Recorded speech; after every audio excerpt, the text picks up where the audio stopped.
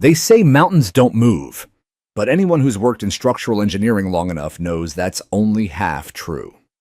Slopes shift. Water eats through rock. Clay expands contracts and buckles. I spent 37 years designing foundations, bridges, hillside stabilizations, you name it. So when I bought the property on the ridge in Marlow Heights, I didn't look at the view first. I looked at the soil. From the back porch of my small cedar house, the drop behind me curved downward in a steep, exposed slope about 35 feet from the base of my retaining wall to the lowest point of the canyon. It was beautiful in the way wild things are beautiful, raw, rugged, and risky. There was a reason the property was under market value when I bought it after retiring. No one wanted to deal with erosion control or high-risk landslide zones. But I didn't flinch. I saw it as a puzzle I knew how to solve. The house sat on bedrock, but the slope behind it was mostly fill dirt loose and prone to runoff. The first week after closing, I started design plans for a retaining structure, something unobtrusive but solid. I didn't want to alter the landscape. I wanted to reinforce it. I ran soil compaction tests myself, brought in concrete-filled gabion baskets, and layered them with geogrid fabric. The whole thing ran 38 feet long and stood 10 feet tall. I finished in 3 months, did all the permitting, stamped the blueprints with my license, and filed everything with the county. By the time I was done, the wall wasn't just a feature, it was peace of mind. I planted creeping rosemary and native grass across the tiers, installed a weep drain system to relieve hydrostatic pressure and reinforce the top with a French drain that fed runoff into a controlled swale. I knew every inch of that system. I trusted it. The slope stayed still. Through 5 years of winter rains, flash floods, even a minor quake, not a single stone slipped. Until the HOA got involved. At first, they didn't say much. I was grandfathered into the HOA, meaning I wasn't originally under their jurisdiction when I bought, but the neighborhood association had since expanded and now claimed oversight. I'd get the usual flyers about paint color suggestions and mailbox height standards, but no one bothered me.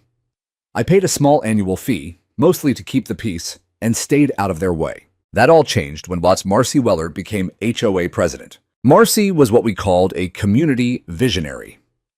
She had no background in engineering or landscaping, but she loved the phrase aesthetically harmonious, and she wielded it like a weapon.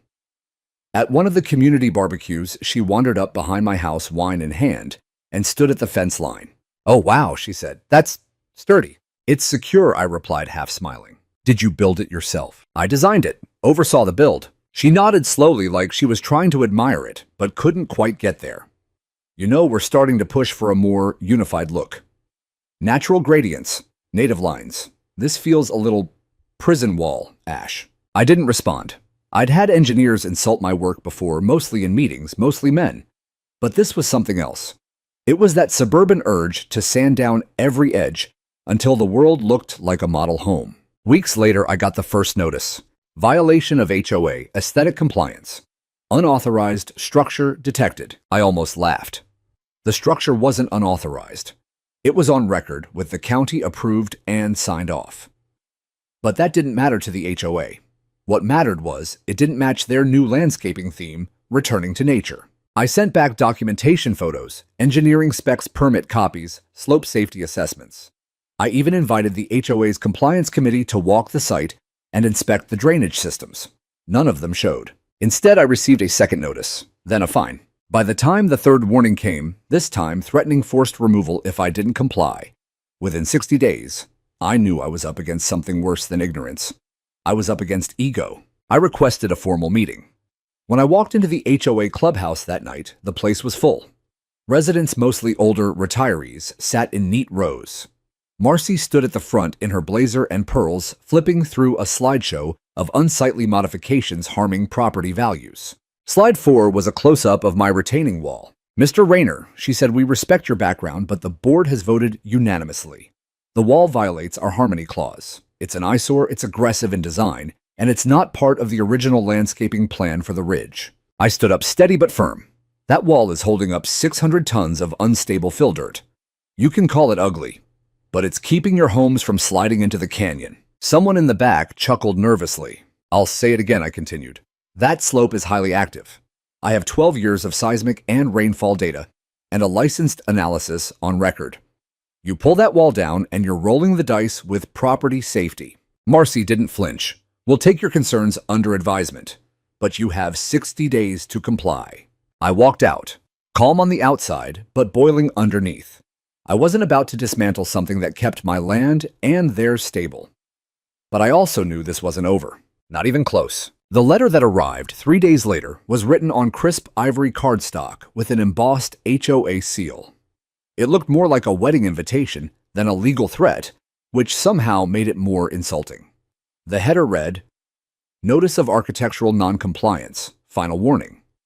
And in flowing legalese, it restated their demand, remove the wall within 30 calendar days or face administrative action, including but not limited to daily fines, contractor interference, and legal escalation. At the bottom, in unnecessarily ornate calligraphy, was Marcy Weller's signature, President, Marlow Heights Homeowners Association. I let the letter sit on my kitchen counter for a full day before I touched it again. Not because I was intimidated, God no, but because I was fighting the overwhelming urge to march it down to the HOA office and drop it straight into their decorative koi pond. Instead, I did what I'd been trained to do. I documented. I scanned every notice.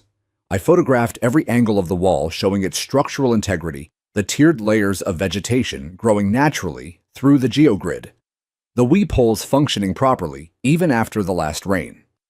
I printed copies of the original soil analysis and the civil engineering approval from the county inspector. I even dug up a copy of a geological report from 10 years prior that highlighted this particular slope as a moderate to high risk erosion zone without proper retention. Then I filed a response. It wasn't angry, it was methodical. I cited the county's zoning exception that allowed engineered stabilization on private land in high-risk topography. I reminded them of the HOA's own charter clause that stated HOA rules could not override municipal permits or civil engineering safety ordinances. And I warned without threats, just facts, that removing the wall could expose the community to irreversible damage. I sent it certified mail. I sent it via email. I even dropped a hard copy off at the clubhouse in person and got the receptionist to initial the delivery. Then I waited. The next few weeks were quieter than I expected. No response. No meetings, no new notices. I began to think maybe, just maybe, the logic had gotten through. But I should have known better. One Saturday morning, just as I finished oiling the hinges on the back gate, I heard the grinding of an engine on the gravel road. A white utility truck pulled up out front, unmarked except for a small magnetic logo on the driver's side door. Mountain View Solutions, Landscape and Excavation. 2 men hopped out, both wearing reflective vests and looking confused. You Rayner, the taller one asked. I am. We've got an order to begin removal work on a retaining wall along the south slope. I blinked. You've got what now? He pulled a wrinkled form from a clipboard. It was printed on HOA letterhead. I scanned it quickly. It wasn't signed by any county official. There was no engineering firm listed. Just a vague authorization to begin landscape beautification adjustments as approved by the HOA board. This is private property, I said, my voice steady but cold. That wall is a permitted structure. You so much as touch a stone, and I'll have the sheriff up here before you hit your second shovel. The man hesitated. We were told this was pre-approved. We're just doing what we were paid for. I stepped closer, lowering my voice. Let me give you a piece of advice. You don't want to be the name on the accident report when that slope gives way. You don't want to be the contractor listed in the lawsuit when someone's sunroom slides 20 feet downhill into a eucalyptus tree. So turn your truck around, call whoever sent you, and tell them the owner said no. They left. Slowly, but they left. I thought that would be the end of it. It wasn't. The next HOA board meeting was pure theater. Marcy stood at the front like a courtroom judge reading from a prepared statement about resident noncompliance and the board's right to enforce beautification measures to uphold neighborhood standards. I stood when she finished and walked to the front, facing the room. You're not listening, I said. This isn't about beautification. This isn't about an eyesore. This is about engineering. That wall is the only thing keeping your properties from landslide damage. I warned you. I gave you the data. If you ignore this and take it down, you will be responsible for what comes next. An older man in the front row. Mr. Ellerby shifted uncomfortably. I don't want a landslide. I've lived here 22 years. Then you should be demanding the wall stays, I said plainly. Because if it goes, the water runs down the soil, follows it, and then so does everything else. It's not fear-mongering, it's physics. Marcy offered her trademark politician smile. Thank you, Mr. Rayner. We appreciate your passion. They voted that night. Unanimous. I appealed to the city. They said it was a civil matter, unless and until structural failure occurred. I called my attorney who confirmed that, while the HOA didn't technically have authority over permitted structures, they could push for court-ordered removal if they argued that the wall violated aesthetic guidelines in my deed covenant. A gray area, shady but not illegal. Weeks passed, and then one morning, while I was at a dentist appointment, the crew came back. No warning, no signature from me. Just access through the side gate broken later and the beginning stages of demolition. They didn't even remove it properly. They knocked through sections of the wall like it was a decorative fence, destabilizing the upper layers without reinforcing the base. When I got home and saw the torn mesh, the scattered stones, the uprooted rosemary, I thought I'd stepped into a war zone. I called the police. I filed trespass charges. I contacted the city inspector, who was out for the week. The HOA claimed the wall had begun to fail naturally, and they were helping mitigate risk. I knew then what would come next. The slope didn't scream. It didn't announce its fury. It waited. The first time I truly feared for the neighborhood was 2 days after they tore through my wall. I stood in the early morning light, coffee growing cold in my hand, and watched the way the dew clung unnaturally to the slanted earth behind my property. Without the gabion base and geogrid mesh holding it all together, the soil had begun to slump in faint, almost imperceptible waves. Like something under the surface was breathing. It was subtle, but I'd seen it before, in Peru, when we were building a hillside road through a former agricultural terrace. In California, where drought-cracked slopes held together by root systems began to slip after winter rains. The signs were all there.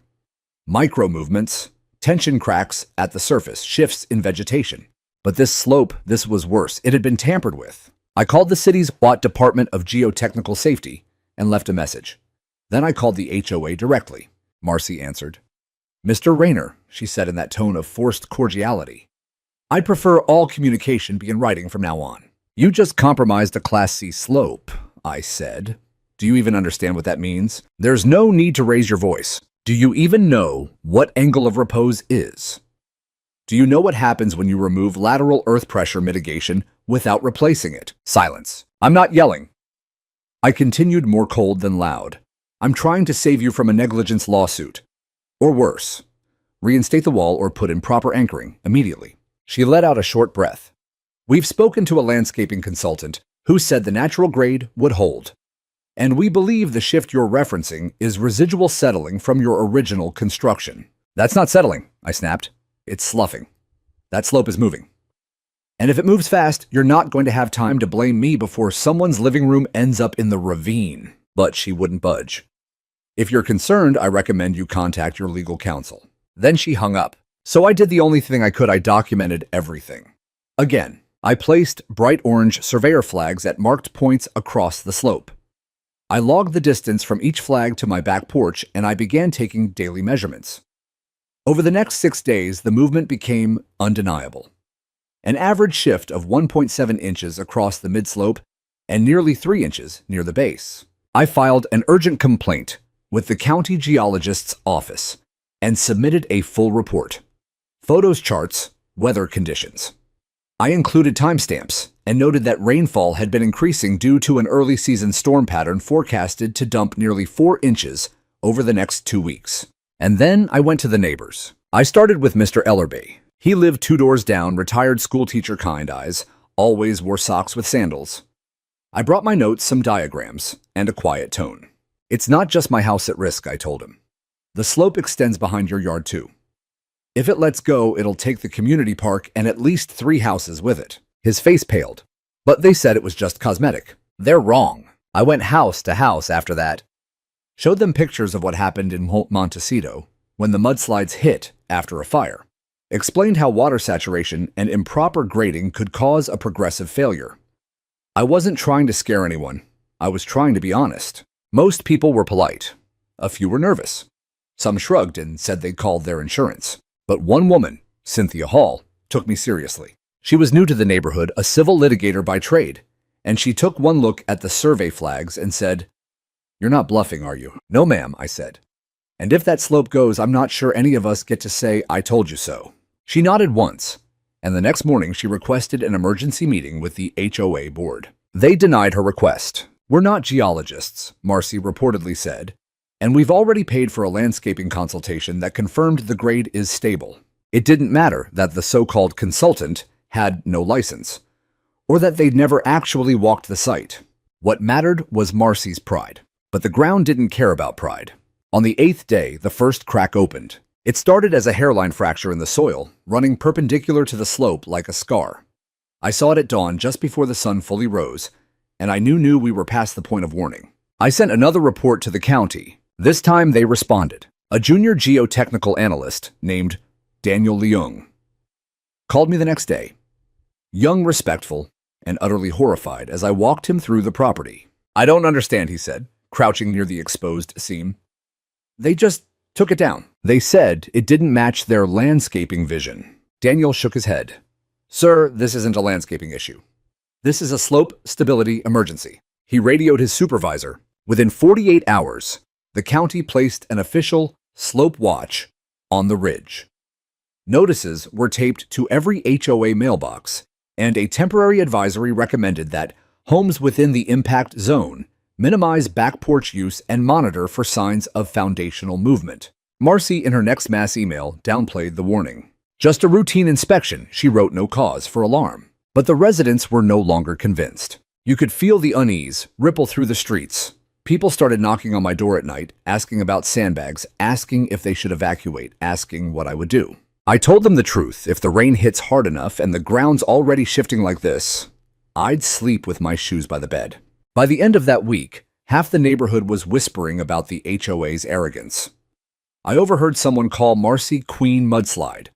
Another neighbor started digging small trenches to direct water away from his foundation. But it wouldn't be enough, because the clouds were gathering, and the earth was holding its breath. It started with the roar of machinery, too early, too loud, too close. I was in my workshop sanding the edge of an old pine beam. When I heard it, the metallic grind of gears, the distinct clatter of a hydraulic bucket, and then the sudden hiss of compressed air from a jackhammer biting into earth. My stomach sank. I dropped the tool and stepped outside. Across the ravine on the slope where my wall used to be, 2 men in neon vests were back. But these weren't the cautious landscapers from weeks before. These men were reckless.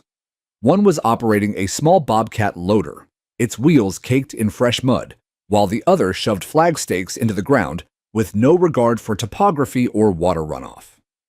Piles of dislodged soil slumped in uneven mounds near the base.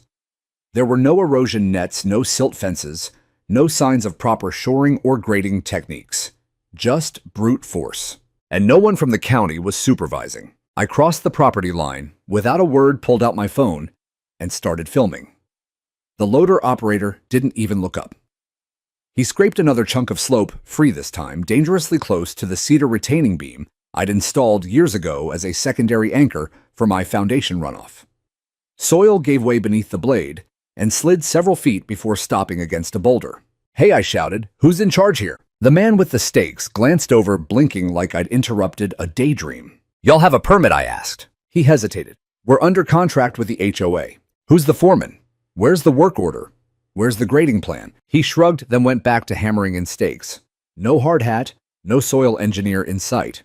I turned around and walked straight to the HOA office. The community clubhouse was empty, except for Barbara, the soft-spoken treasurer who always wore floral cardigans and a permanent look of mild panic. "They're doing it right now," I said. "Unlicensed crew, no permits, no soil mitigation.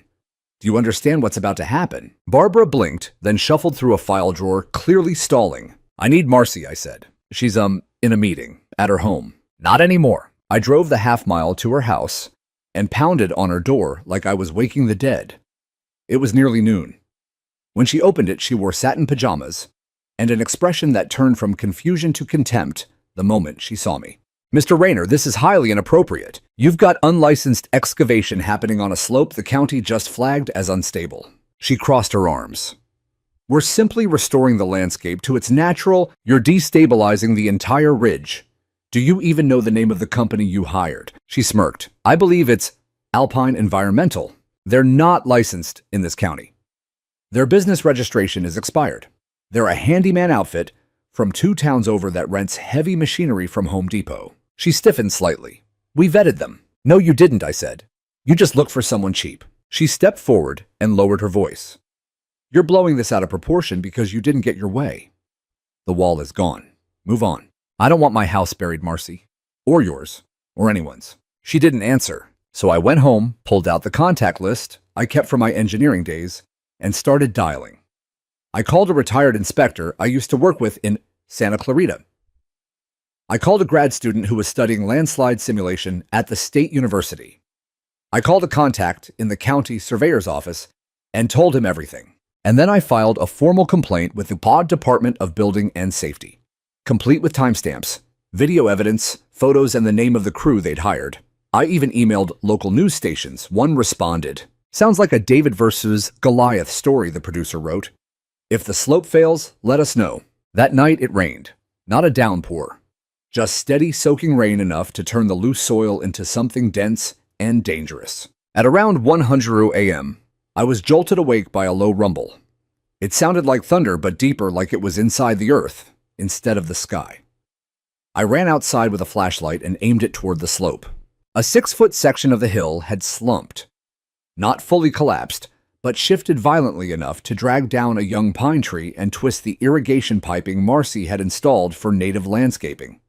Water pooled at the base, in a wide arc, blocked only by the boulder from earlier. I filmed it all. The next morning, the HOA doubled down in a newsletter titled Progress on the Ridge. Beautification Project. Marcy wrote, We're pleased to report that early grading has begun as planned.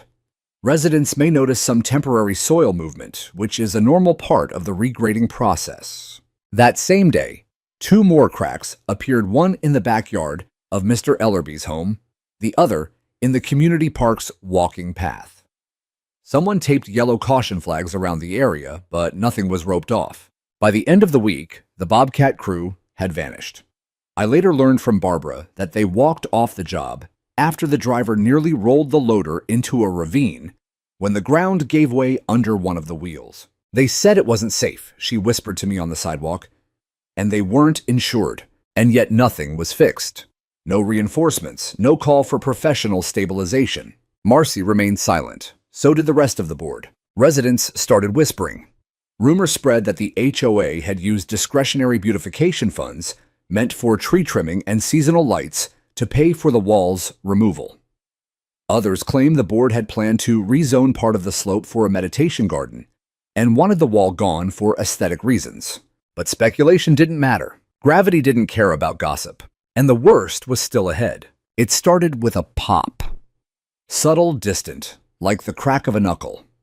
I heard it while trimming the rose hedges at the edge of my property, and for a moment I thought it was nothing more than the shifting of a branch or a bird landing too hard on the fence. But then it happened again, louder, followed by a deep, unmistakable groan from the earth itself. I dropped the shears and stepped back. The slope, once a seamless wave of earth and rosemary, now looked fractured like a sheet of glass, just struck by a stone.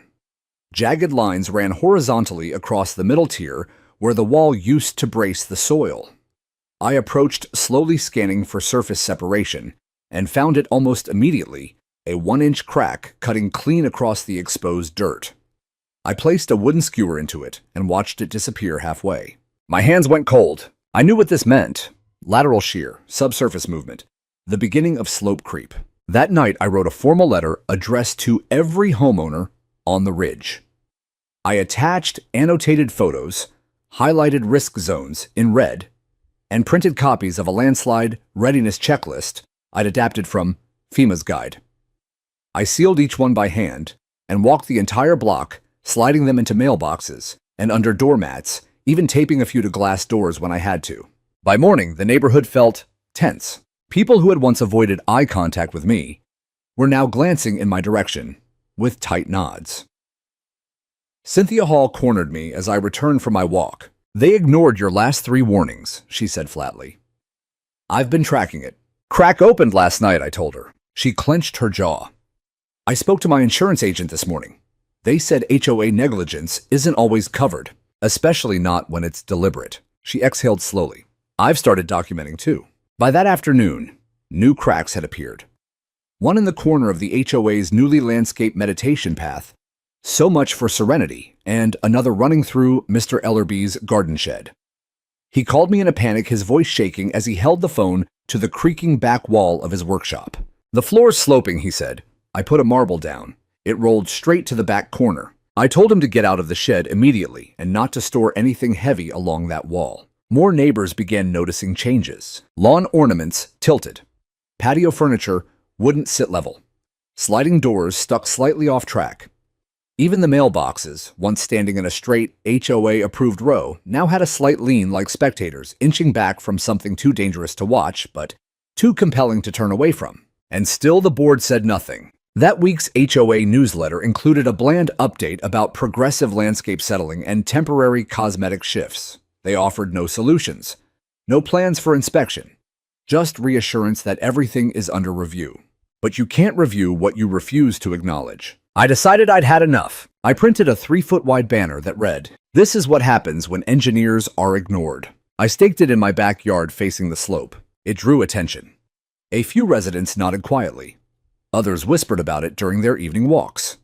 Someone even took a photo and posted it anonymously to the neighborhood Facebook group. The post was titled, "Do you still trust the board?" It got 57 comments in 2 hours. Barbara, the HOA treasurer, showed up at my door that evening, visibly shaken. "Please," she said, "can we talk?" I invited her in. She sat at my kitchen table, staring into her tea like it held answers. "I told Marcy we should pause the project," she said softly. After the wall came down, after the contractor walked out, I told her it wasn't safe. What did she say? She said if we admitted fault, we'd be liable. She told me not to worry, that it would settle on its own. I leaned forward. "Barbara, listen to me. This is no longer about landscaping. If this slope fails, it could bury homes, kill someone. We're not in theoretical territory anymore. We're in countdown mode."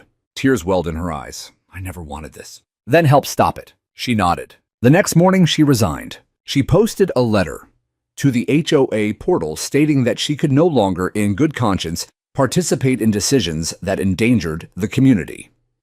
She cited the ignored warnings, the unlicensed contractors, the falsified funding reports for the project. It was the first domino. 2 more board members resigned within 48 hours. But Marcy clung on, stubborn, silent. She issued a vague statement blaming internal disagreements and assured residents that the situation was under control. But by then, the cracks weren't just in the slope. They were everywhere. Fractures in fences, gaps between patios and home foundations. One homeowner found a 6-inch depression forming under their garden steps.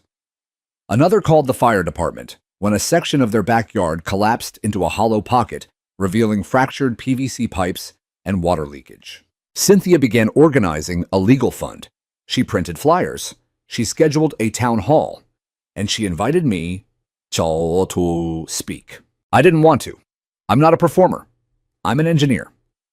But when you know something bad is about to happen and people's lives hang in the balance, you don't wait for applause. The meeting was packed. Dozens of residents crammed into the local library's community room.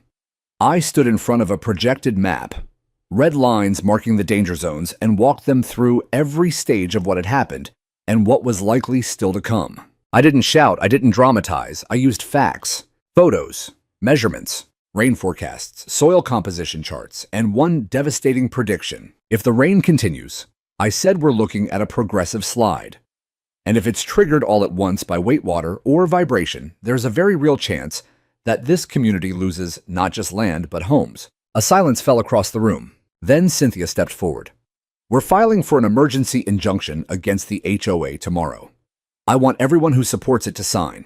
Every pen in the room moved. Marcy didn't show her face that night, but nature did. The next morning, a new crack opened. This time, it went right through the main walking path and kept going. It began with a drizzle, light hesitant, as if the sky itself was deciding whether to intervene. By mid-afternoon, the drizzle had thickened into rain, cold, persistent, and mean. The kind of rain that doesn't just soak the ground, it saturates it, turns it into something bloated and unstable. I stood on my porch, watching it hammer into the already distressed slope behind my home, and felt a weight settle deep in my gut. The rain wasn't going to stop, and neither was the slope. Around 4:30 p.m., I went down to the lower ridge and checked the flags I'd planted weeks ago. 3 of them were gone swallowed. The horizontal crack across the mid-slope had widened. You could now see dark earth beneath the surface, and a chunk of the topsoil had slumped sloughing toward the bottom in a soft, viscous fold. I filmed it, timestamped it, and uploaded it to a folder I'd already shared with the county. At 6:12 p.m., I received a message from Cynthia. Water bubbling up in the park. Looks like a pipe broke. A few minutes later, another from Mr. Ellerby. Ground feels soft behind the fence. Too soft. Then from Barbara. 2 neighbors are packing bags. They don't feel safe. I texted back. They're right. By 7:45 p.m., the street drains were full. Water ran down the sidewalks in thin sheets, soaking into every inch of the hill. I could smell the loam, rich, wet, disturbed. It reminded me of excavation sites overseas. Except this time, no one was in control. I stayed up that night. At 9:06 p.m., the first trees started to lean. Not fall, just lean. As if they were bending to listen to something rising beneath them. At 9:32, Cynthia called. They're still not responding, she said, breathless. The HOA. I called Marcy twice. Where is she? Home, I think. Her lights are on, but she won't answer. What do we do? You do whatever you have to, I said. If it lets go, you'll have seconds. Maybe. It hit just after midnight. Not a rumble, not a roar. A snap. Like a bone breaking. And then everything moved. I was at the window when it happened. The center of the slope gave first, pulling the earth into a bowl that twisted and dragged everything downhill with it. A ribbon of mud roots, stones, and shrubs peeled away from the hillside like a rug ripped off the floor. The noise was unholy, like thunder and screams and trees breaking in half all at once. The old cedar tree at the park edge tipped like a drunkard and was gone in a blink. The walking path, concrete, carefully laid brick solar lights folded inward, as if swallowed by a giant mouth. And then the water line snapped. A geyser of muddy spray shot up like a fountain. And in the chaos of it all, I saw the retaining border that once held the HOA's prized meditation garden vanish beneath the torrent. My porch shuddered. The ground around my own house held but barely. I stepped outside with a flashlight, the beam cutting through sheets of rain and dust. The park below was gone. The field flattened, benches splintered, fence posts protruding like broken ribs. 3 homes along the ridge had collapsed partially, one of them tilting sideways like a capsized ship, its foundation sheared off at the base. Mud up to the windows. And at the center of it all, the slope bled out in silence. I called 911. I wasn't the only one. By 12:30 a.m., emergency crews were on site. Floodlights lit up the devastation, casting long shadows over jagged earth and fractured concrete. Firefighters secured perimeters. Paramedics rushed to the house nearest the collapse zone. An elderly couple had been trapped when their porch caved. They made it out with bruises and one dislocated shoulder. But they were the lucky ones. At 1:02 a.m., someone found Marcy. She was standing in her backyard, barefoot soaked, shivering, her mouth open, but no sound coming out. Her prized rose trellis lay twisted beside her, its base snapped, roots exposed. When the deputy asked if she was all right, she finally spoke. I told them it would be fine. Her voice cracked. Then she repeated again and again. I told them it would be fine. The next morning, the storm passed, but the neighborhood was changed. The county closed off the entire lower ridge. Geologists arrived within hours, drones scanning the terrain, mapping subsurface fractures. Surveyors posted uninhabitable signs on 3 houses. An emergency order went into effect, banning any further HOA-funded construction without civil engineering oversight. And Marcy, she vanished, packed up her car and left before sunrise. No forwarding address, no public apology, no explanation. But the damage was done. The slope had collapsed. And with it, so had the credibility of the HOA.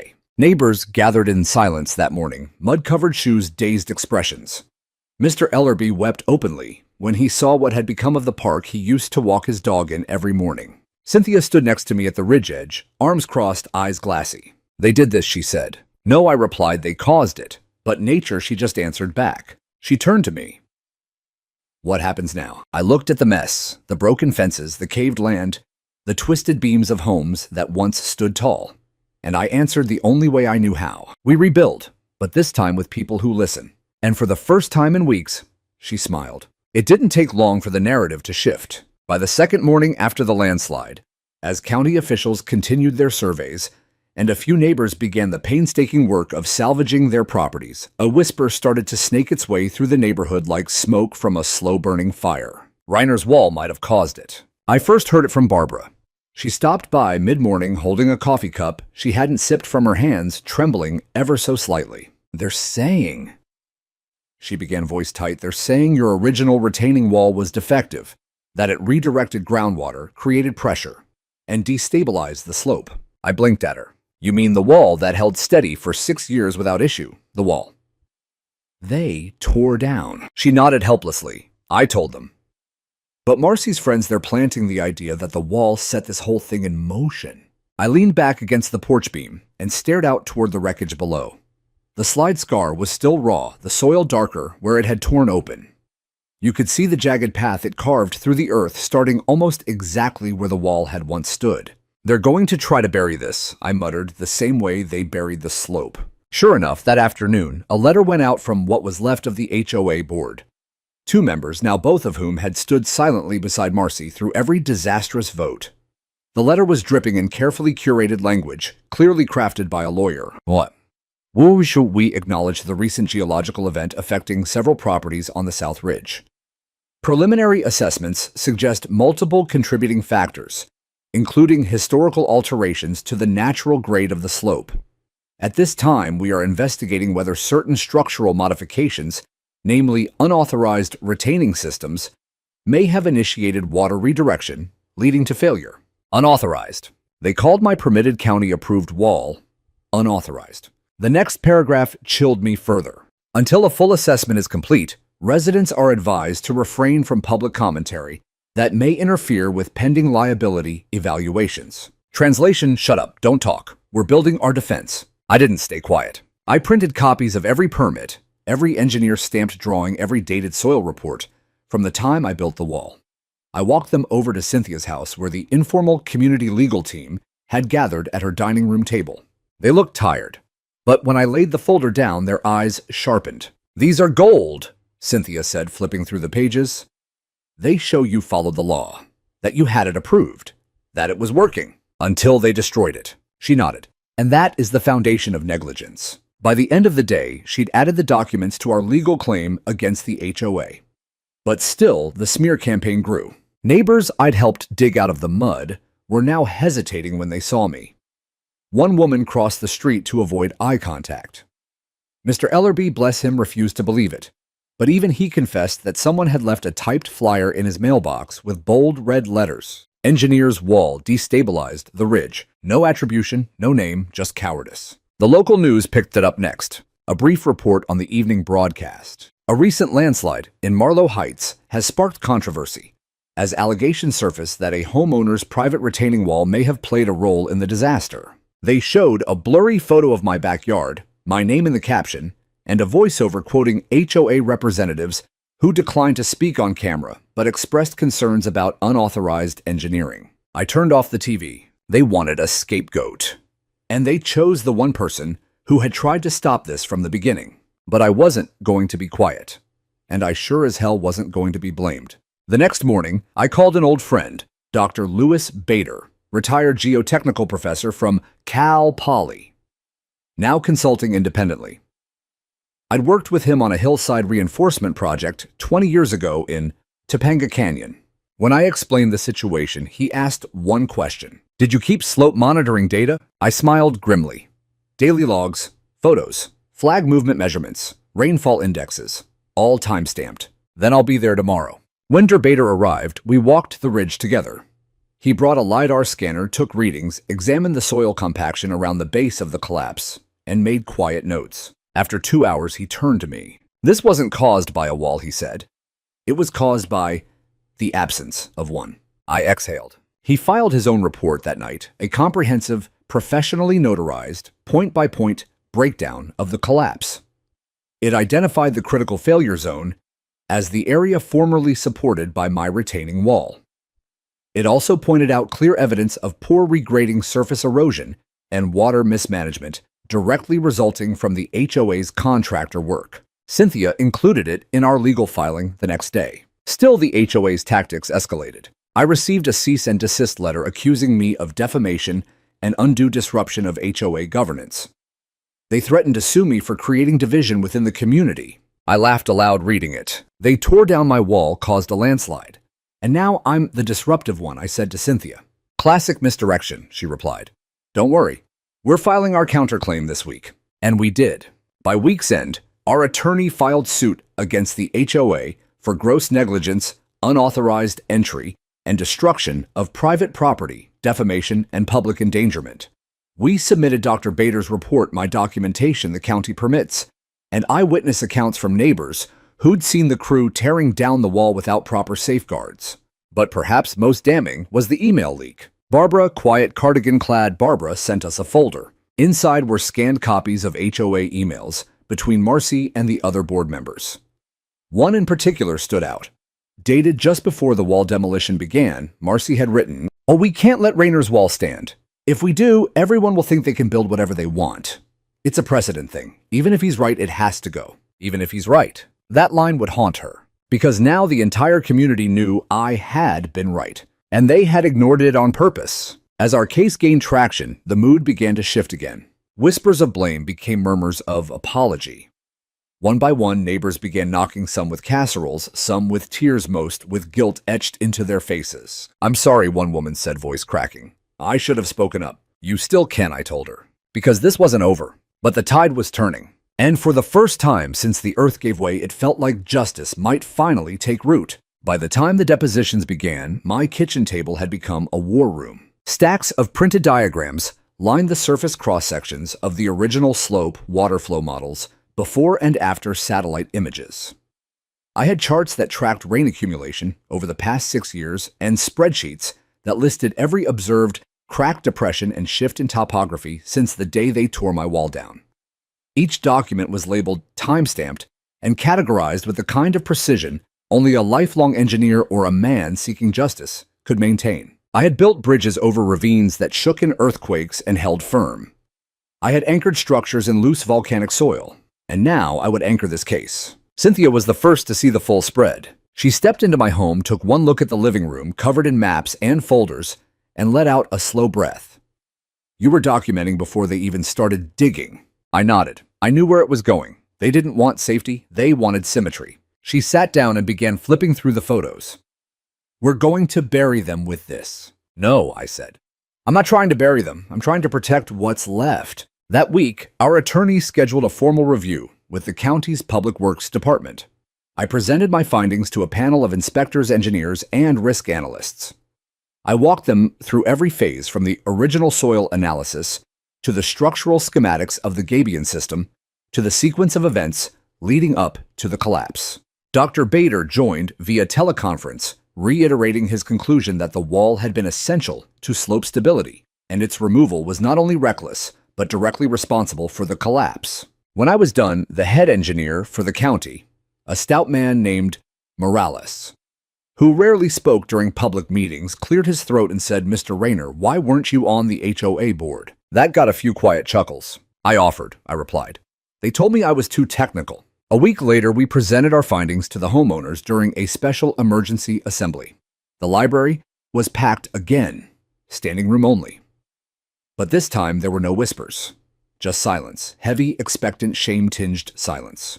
Cynthia opened the meeting. "We were lied to," she said, voice calm but stern. "We were manipulated. And now some of us are living in temporary housing, while others face foundation repairs that could take months. We deserve answers. We deserve accountability. And thanks to Mr. Rayner, we have the proof." She gestured to me. I stepped forward with the confidence of someone who'd spent a lifetime preparing for moments just like this. I projected a 3D terrain model on the screen behind me. The audience watched as I toggled between layers, vegetation, soil, density, drainage. This is the slope before the wall, I said. This is after construction. I clicked again. And this is what it looked like 48 hours before the slide. I zoomed in to show the seam where the soil had failed, highlighted the point of shear, cross-referenced it with the wall's former location. You can see where the water pooled, right here. And you can see where the contractor removed supporting rock without replacing it, without even installing temporary bracing. Several homeowners gasped. Then I showed them the email, the one Barbara had leaked. Marcy's damning sentence filled the screen in bold red font. We can't let Rayner's wall stand. If we do, everyone will think they can build whatever they want. It's a precedent thing. Even if he's right, it has to go. No one spoke, not even a cough. I warned them. I said, not bitter, not smug, just tired. I begged them. Not because I wanted to win, because I wanted us all to be safe. I stepped back. Cynthia returned to the podium. We will be voting to remove the remaining board members immediately, and we are filing a collective civil action. If you wish to join the suit, please sign the form outside. They lined up. That night, I sat on my porch with a blanket over my knees and watched the clouds roll by.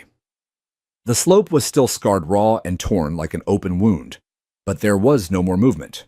The earth was quiet again. Barbara called later to say she'd heard the state was reviewing whether the HOA charter could be suspended pending litigation. There's talk, she whispered, of placing the neighborhood under county stewardship for 6 months. Good, I said. Maybe someone will finally listen. But the battle wasn't over. The HOA's legal team fired back within days. A thick envelope arrived at my door with a notice of intent to countersue claiming my original construction had violated community harmony and lacked HOA approval. They tried to argue that aesthetic non-compliance somehow justified their demolition, and that the resulting damage was therefore not their fault. It was laughable, but still dangerous. I passed the letter on to Cynthia. They're grasping, she said. Let them. We filed a motion to dismiss the counterclaim on grounds of bad faith. Within days, the court scheduled a preliminary hearing. Meanwhile, the local news returned. This time, they wanted an interview. Not with Marcy, she had disappeared entirely, but with me. The segment aired the following week. A retired engineer's wall was destroyed by his HOA. What happened next could change how associations across the county operate. They showed the footage I had taken of the slope moving. They quoted Dr. Bader. They aired my side finally. And then something incredible happened. Emails poured in. From engineers, from city planners, from homeowners in other communities who had fought their own HOAs. One wrote, "Thank you for standing up. We all thought we were alone. Your proof we're not." Another said, "You saved lives, even if they never say it." I didn't cry, but I did sit there for a long time that night staring at the mountain that had both tested and vindicated me. They'd torn down my wall, but now I had something stronger. Truth. When the county issued its first official statement, it read like an indictment. Following an independent engineering review, it is the opinion of this office that the structural failure of the south slope in Marlow Heights resulted directly from unauthorized and improper removal of a previously permitted retaining wall. The HOA did not consult with county engineers, nor did they secure the appropriate permits for earth-moving activity. This failure led to catastrophic slope destabilization, property loss, and endangerment of life. It was everything we'd waited for. The document was stamped, signed, and published publicly on the county's website within 24 hours of our last court motion. The timing was no coincidence. 2 days later, I received an invitation to a county commission hearing. It wasn't a court trial, not yet, but it was something nearly as powerful, a formal review of HOA governance within unincorporated communities. The kind of bureaucratic oversight most associations assumed would never be enforced. When I arrived at the meeting hall, the parking lot was full. Camera crews, reporters, community leaders, HOA presidents from other districts, some nervously checking their notes, others flat out sweating. Inside, a panel of 7 commissioners waited behind a long oak bench flanked by county attorneys and civil engineers. In front of them sat 2 tables. I was at one. At the other, the remaining members of the Marlow Heights HOA board. Barbara had already resigned. Marcy had vanished. That left Ron Keller, the vice president, who had never once spoken publicly during the crisis, and Lacey Kim, the secretary whose greatest contribution to the HOA had been organizing a lavender mailbox ribbon campaign the year before. They didn't look at me. The commissioner in the center called the hearing to order. We are here today to determine whether the Marlow Heights Homeowners Association acted with gross negligence, failed to comply with county engineering codes, and endangered public safety. Mr. Rayner, please begin. I stood slowly, brought my prepared documents, and took a deep breath. My name is Walter Rayner. I'm a licensed structural engineer, retired, and I've lived in Marlow Heights for nearly a decade. I built a retaining wall on my property to secure a known unstable slope. I filed all permits. I followed every regulation. I paused, then laid down the folder of printed emails. This board, led by President Marcy Weller, chose to remove that wall, not for safety reasons, but because it didn't match their landscaping aesthetic. They ignored my warnings, rejected data, and hired an unlicensed contractor to perform earthworks without slope stabilization. I clicked a button. Behind me, a projector screen lit up with the timeline. Wall removed April 4th.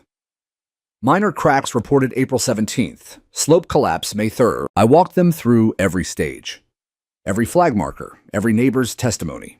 Then I dropped the hammer. We have a whistleblower email written by Marcy Weller stating clearly that even if I was right, the wall had to go. She acknowledged the risk. She acted anyway. There was silence after I finished. Then the commissioners began questioning the board. Ron Keller tried to deflect. We acted based on community consensus, he said.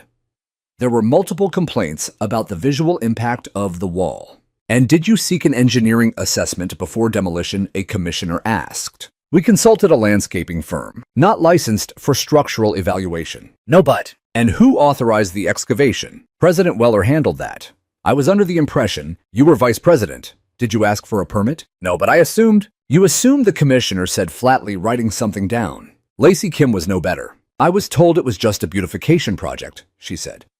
I didn't know we were removing critical infrastructure. That was their defense. They didn't know. The county wasn't amused. By the end of the hearing, the commissioners issued 3 immediate actions. 1. A cease and desist order on all HOA construction activity until a full audit was completed.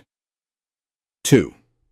Temporary oversight by the county's Office of Community Integrity to review all HOA communications and financial decisions for the past 18 months. 3. Referral to the district attorney's office for potential charges of criminal negligence and willful endangerment. The news broke that afternoon. The HOA had failed, and now the county was stepping in. The mood in Marlow Heights shifted overnight.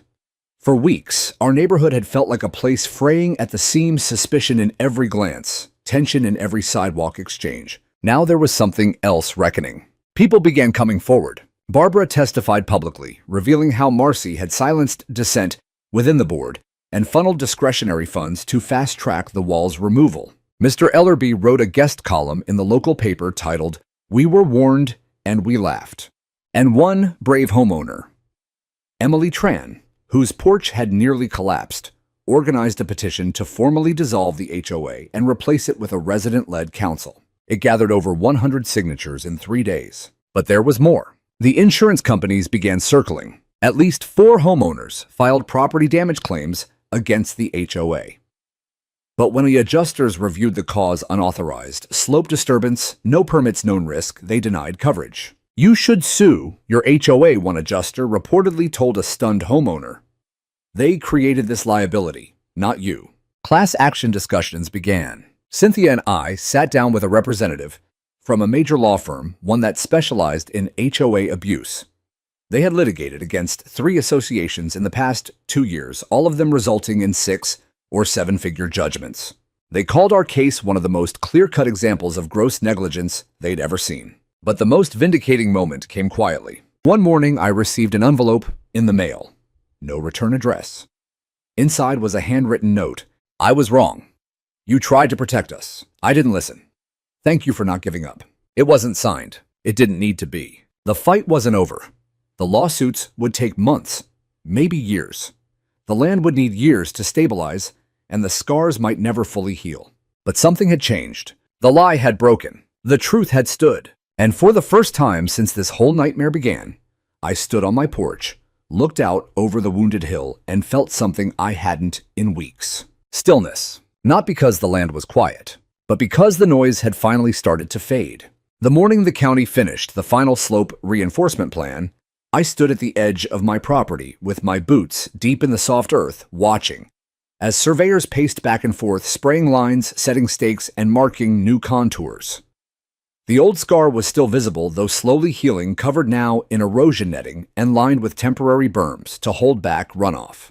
They'd be installing a new retaining system soon, not a flimsy one. This time it would be a county-funded, civil engineer-approved structure with deep anchors and a drainage matrix designed for a 100-year storm event. Ironically, it looked a lot like the one I had built. Too industrial, Marcy had once said. Now it was considered best practice. I didn't smile at the irony. I just felt tired, but a good kind of tired. The kind that comes after surviving a storm and knowing the roof held, even if the neighborhood didn't. By then, the HOA was no more. After the county hearing, a community-wide vote dissolved the organization entirely. A temporary stewardship committee had been formed, 5 residents, including Cynthia and Barbara, with oversight from a city planner assigned to help guide the transition. Ron Keller and Lacey Kim never returned after the hearing. As for Marcy, no one had heard a word. She'd gone dark, left her house abandoned. A for sale sign eventually appeared out front with a private number and no listing. Her name, once uttered in every heated conversation, was now a whisper, and soon it wouldn't be mentioned at all. I thought that would be the end. But the real ending came later, quiet, unexpected, and far more personal than any court filing or public hearing. It was a Sunday morning, late spring. The lake behind my house, more a large pond, really was glass still. Birds were skimming its surface. The land had begun to bloom again. I stood by the waterline in an old flannel shirt, coffee in hand, when I heard the crunch of gravel behind me. I turned to see my son Sachin Davidson stepping out of his car. He hadn't visited since Christmas. "Hey, Dad," he said. I blinked. "You came." He looked around, letting the stillness sink in. "Cynthia sent me a clip of you on the news. Said I should be proud." I chuckled. "Well, hell. If I'd known that's what it'd take to get you out here." He smiled and hugged me. We didn't say much that first hour. We sat by the lake, let the silence stretch between us. But eventually, he spoke. "I didn't know how much this place meant to you," he said. "Not just the house, the land, the work." I nodded slowly. "It's the first thing in my life I didn't build for someone else. It was mine. And when they tried to take it, I remembered who I was." He looked at me for a long time, then said, "I've been thinking of leaving the city, starting over somewhere quieter. Maybe building something with my hands instead of staring at spreadsheets." I didn't say anything, just handed him the extra mug I'd brought. "You're always welcome here," I said finally. "Just don't knock down my damn wall." He laughed. Later that week, I received word from the county. All charges against me dropped, HOA liability confirmed, and a ruling in our favor for civil damages. The payout would come in installments, but it wasn't about the money anymore. It was about restoration, and not just of land, but of trust. I used part of the settlement to help fund new slope stabilization along the walking trail this time, with benches built from stone and weather-treated wood.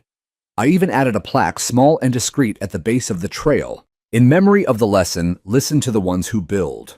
They know what holds." The plaque wasn't for me. It was for all of us. Cynthia went on to help other communities organize against abusive HOAs. Barbara became something of a local hero, quietly guiding reform behind the scenes. Even Mr. Ellerby began teaching slope safety to kids at the local school, using pictures of the landslide as a visual aid. But more than that, the neighborhood changed. Without the HOA's iron grip, people began helping one another more.